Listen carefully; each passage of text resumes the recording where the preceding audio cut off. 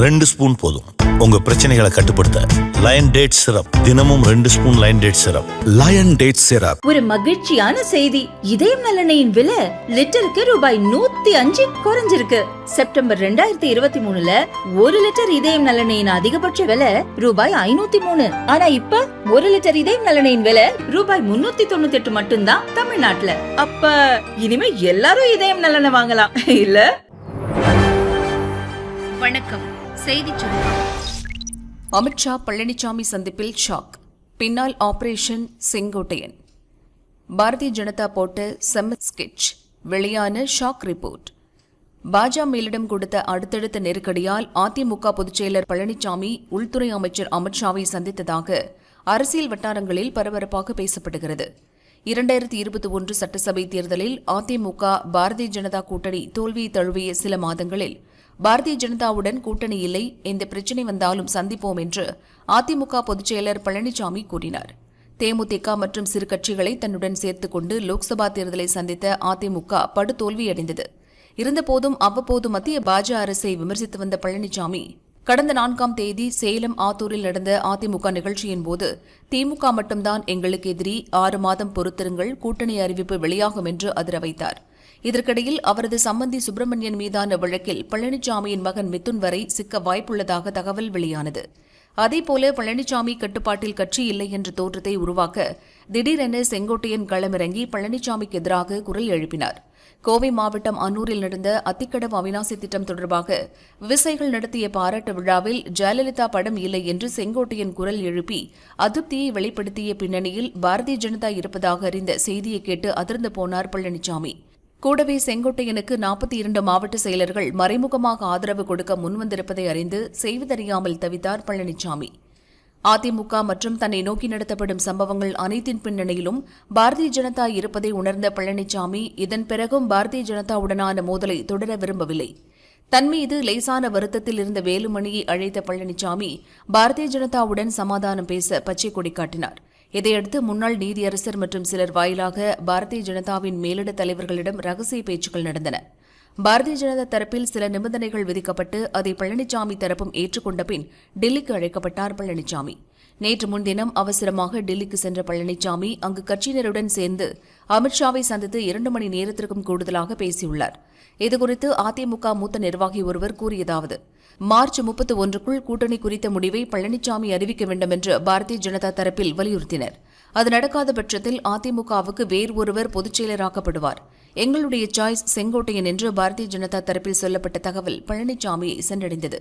அதோடு சட்ட ரீதியாக அதிமுகவின் இரட்டை இலை சின்னத்தை முடக்கவும் தேர்தல் கமிஷன் வாயிலாக சில திட்டங்கள் செயல்படுத்தப்பட இருப்பதாகவும் பழனிசாமிக்கு தகவல் அனுப்பப்பட்டது.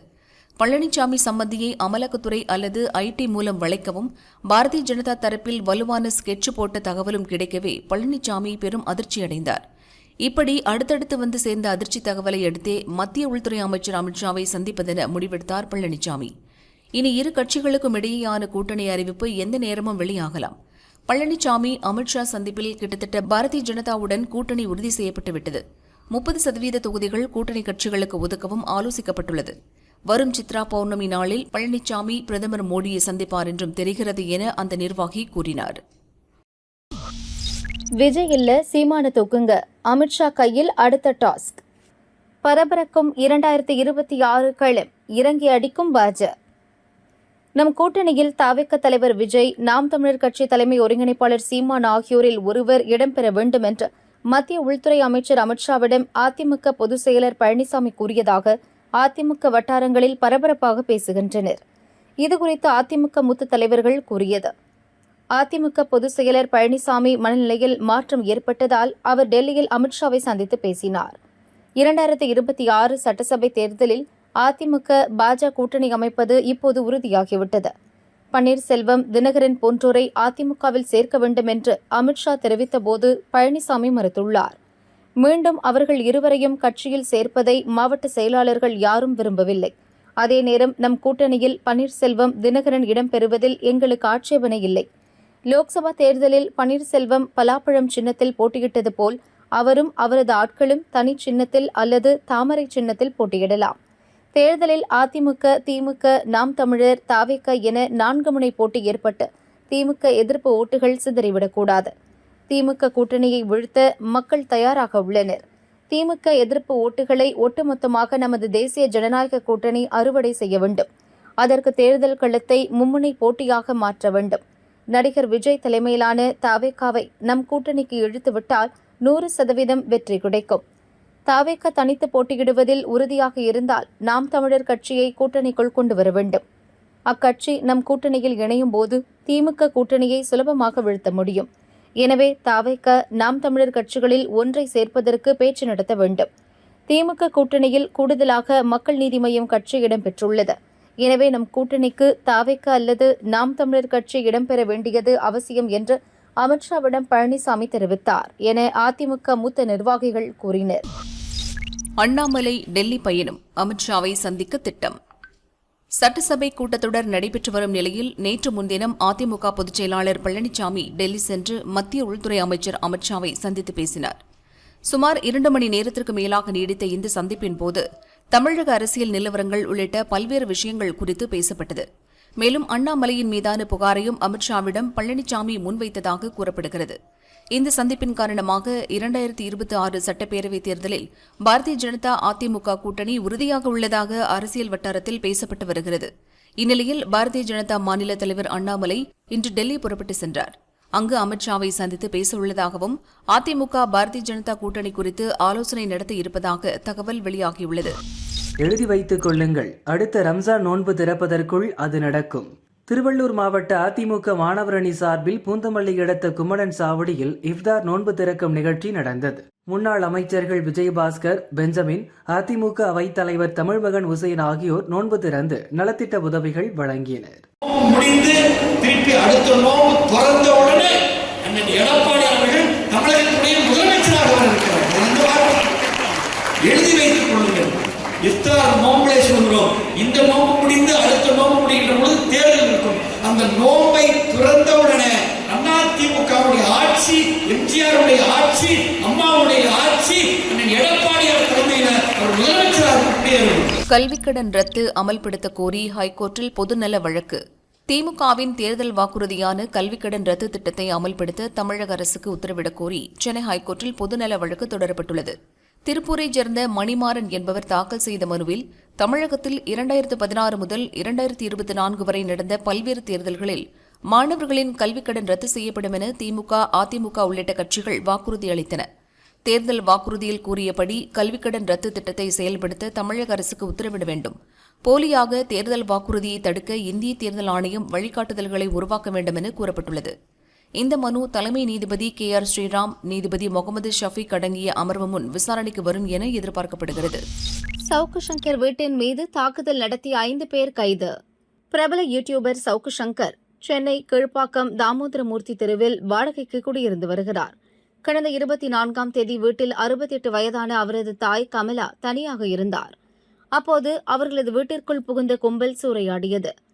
அந்த கும்பலைச் சேர்ந்தவர்கள் டைனிங் டேபிள், படுக்கை அறைகளில் மலத்தை கரைத்து தெளித்து அசிங்கப்படுத்தினர். இச்சம்பவம் குறித்து கீழ்ப்பாக்கம் காவல் நிலையத்தில் கமலா புகார் அளித்துள்ளார். இச்சம்பவம் தொடர்பாக CBCID விசாரணைக்கு DGP உத்தரவிட்டுள்ளார். இந்த சம்பவத்தின் பின்னணியில் தமிழக காங்கிரஸ் தலைவர் செல்வ பெருந்தகை, சென்னை போலீஸ் கமிஷனர் அருண் ஆகியோர் இருப்பதாக சவுக்கு சங்கர் குற்றம் சாட்டியுள்ளார். இந்நிலையில் CBCID DSP சசிதரன் விசாரணை அதிகாரியாக நியமிக்கப்பட்டு வழக்கு விசாரணை நடந்து வருகிறது. சம்பவம் தொடர்பாக 2 பெண்கள் உட்பட 5 பேரை CBCID போலீசார் கைது செய்து விசாரணை நடத்தி வருகின்றனர். ரா மீது பொருளாதார தடை, மரண அடி கொடுத்த இந்தியா, அமெரிக்கா செய்தது என்ன? அமெரிக்காவைச் சேர்ந்த USCIRF எனப்படும் சர்வதேச மத சுதந்திரத்திற்கான அமெரிக்க கமிஷன் 2025ஆம் ஆண்டுக்கான அறிக்கையை வெளியிட்டுள்ளது. அந்த அறிக்கையில் இந்தியாவில் மத சுதந்திரம் கவலை அளிப்பதாக உள்ளது. சிறுபான்மையினர் தொடர்ந்து மோசமாக நடத்தப்படுகின்றனர். 2024 பார்லிமெண்ட் தேர்தலின் போது முஸ்லிம்களுக்கு எதிராக பல தாக்குதல்கள் நடந்தன. மத சுதந்திரத்தை மீறுவதால் இந்தியாவை கவலைக்குரிய நாடாக அறிவிக்க வேண்டும் என்று கூறப்பட்டுள்ளது. மேலும் இந்தியாவுக்கு எதிரான செயல்பாடுகள் குறித்து வெளிநாடுகளில் வேவு பார்க்கும் உளவு அமைப்பான ரா, வெளிநாடுகளில் உள்ள காலிஸ்தான் பயங்கரவாதிகள் உள்ளிட்டோர் கொலையில் ஈடுபட்டுள்ளது. அதனால் ரா அமைப்பின் மீது குறிப்பிட்ட பொருளாதார தடைகள் விதிக்க வேண்டும். பிரதமர் மோடி மற்றும் அவர் சார்ந்துள்ள பாஜக தொடர்ந்து முஸ்லிம் உள்ளிட்ட சிறுபான்மையினருக்கு எதிராக வெறுப்பை ஏற்படுத்தி பொய் தகவல்களை பரப்பி வருகின்றனர் என்றும் அந்த அறிக்கையில் கூறப்பட்டுள்ளது. இப்படி இந்தியா மீது சர்வதேச மத சுதந்திரத்திற்கான அமெரிக்க கமிஷன் அபாண்ட பழி போடுவது இது முதல் முறையல்ல. ஒவ்வொரு ஆண்டு அறிக்கையிலும் இந்தியாவை பற்றி சாடுவது வழக்கம். இருப்பினும் இந்த முறை ஒருபடி மேலே போய் அமைப்புக்கு பொருளாதார தடை விதிக்க வேண்டுமென்று பரிந்துரை செய்திருக்கிறது.